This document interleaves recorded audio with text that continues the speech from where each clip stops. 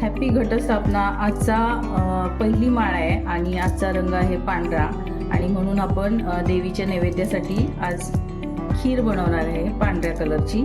तर हे तांदूळ मी एक 10-15 मिनटं भिजत ठेवलेले.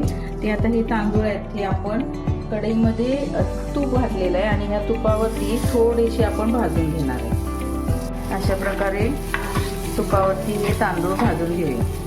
हे बघा अशा प्रकारे भाजून घ्यायचं म्हणजे थोडेसे आकसतात तांदूळ. तर हे परफेक्ट भाजून आपण आता हे बंद करूया.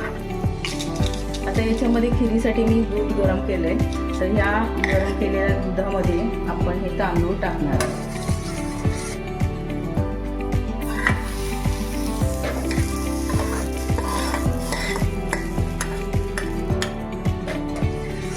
हलवून घ्यायचं.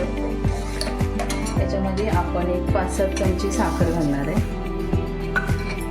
आणि हे सगळं हलवून घ्यायचं आणि तांदूळ शिजेपर्यंत आपण ह्याला शिजवून घ्यायचं.